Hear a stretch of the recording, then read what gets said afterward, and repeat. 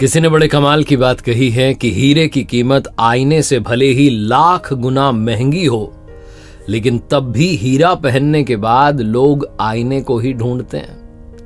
नमस्ते, मैं हूं आरजे कार्तिक। एक बड़ी छोटी सी कहानी है पुराने जमाने की। मिट्टी खोदने वाला एक मजदूर था और वो मिट्टी खोदने के बाद उस मिट्टी को अपने गधे पर लाद करके कारीगर तक पहुंचाता था। एक दिन मिट्टी खोद रहा था तो मिट्टी खोदते खोदते उसे जमीन में से एक चमकीला पत्थर मिला।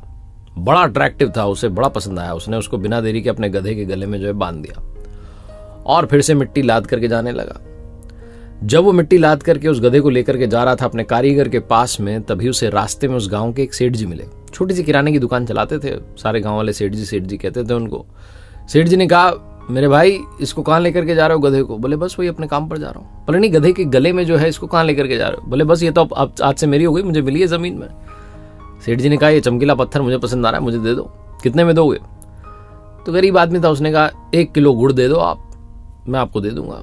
सेठ जी ने 50 रुपए का 1 किलो गुड़ जो था उसको दे दिया, उससे वो चमकीला पत्थर ले लिया। अब सेठ जी को भी बड़ा पसंद आ रहा था, बड़ा चमक रहा था। तो सेठ जी ने ले जाकर के अपने गांव में उनकी जो दुकान थी किराने की, उसके तराजू की डंडी में बांध दिया और बड़े शौक से उसको रखने लगे। बार बार उसको देखते थे कितना चमकीला है। एक दिन उनके गांव में संयोग से एक जौहरी आया और उसने देखा कि किराने की दुकान चलाने वाले सेठ जी के पास में तराजू की डंडी में हीरा बंधा हुआ है। उसकी तो आंखें खुली रह गई। उसने पूछा, ये क्या है? बोले, अरे चमकीला पत्थर है, हमारे गांव में मिला, हमने देखो कितने शौक से बांध के रखा है। जौहरी ने कहा, ये मुझे दे दोगे? बोले हाँ दे देंगे, 100 रुपए दो, अभी दे देंगे। वो जौहरी बड़ा कंजूस था, उसने कहा 100 नहीं 80 रुपए दूंगा। सेठ जी अड़ गए कि नहीं 80 नहीं 100 रुपए। फिर से वो कहने लगा नहीं 80 रुपए। सेठ जी ने कहा, भाई मैं सच बताऊं, मैंने तो 1 किलो गुड़ देकर के इसे एक मजदूर से खरीदा है और 50 रुपए का 1 किलो गुड़ था। अब मैं तुम्हें कम से कम 100 में तो दूंगा, डबल तो प्रॉफिट होना चाहिए, बेनिफिट होना चाहिए, मुनाफा तो कमाऊं। कंजूस जौहरी को लगा कि ये मान नहीं रहे। उसने कहा, मैं कल फिर आता हूं। वो अंदर ही अंदर सोचने लगा कि कल आऊंगा, कल शायद मान जाए, 80 में बात बन जाए। ये सोच करके वो उस चमकीले पत्थर को यानी कि हीरे को वहीं छोड़ करके चला गया। और किस्मत ऐसी घूमी कि उसी शाम में एक दूसरा जौहरी अपनी कार में बैठ करके जा रहा था उस गांव के रास्ते से दूसरे शहर में, और उसकी कार उसी गांव में आकर के खराब हो गई। उसकी कार खराब हुई तो वो इंतजार करने लगा कि ड्राइवर उसे ठीक कर दे। तो अब क्या करे, तो गांव घूमने लगा तो वहां देखा कि किराने की दुकान है, सेठ जी बैठे, सोचा कुछ खाने पीने का आइटम ले लेते हैं। दुकान के पास गया तो जाकर के देखता है कि वही तराजू की डंडी में एक चमकीला पत्थर जो है वो टंगा हुआ है, यानी कि हीरा बंधा हुआ है। और उससे रहा नहीं गया, उसने भी पूछा, भाई ये कितने का दिया? सारे काम छोड़ो, ये बताओ।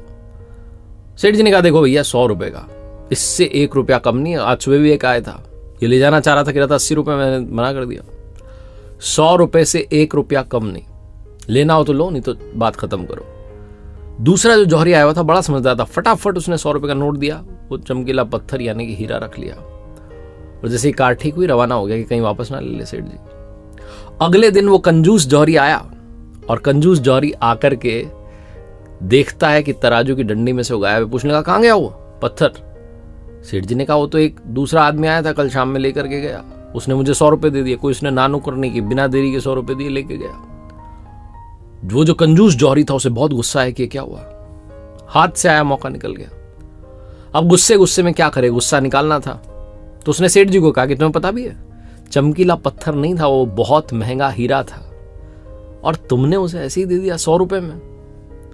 सेठ जी भी बहुत कलाकार थे, उन्होंने कहा, भाई मेरी छोड़ो, मुझे तो पता भी नहीं था कि वो हीरा है। तुम तो समझदार हो, तुम तो परख करते हो, तुम तो पारखी हो। तुम्हें जब पता था कि लाखों का हीरा है तो 20 रुपए के लिए क्यों झिकझिक कर रहे थे? तुम उसे 100 रुपए देकर के कल ले सकते थे, लेकिन तुमने मौका मिस कर दिया। तुम मुझसे बड़े बेवकूफ हो, मूर्ख हो। कंजूस जौहरी था, उसके अलावा कर भी क्या सकता था, पछताता रह गया।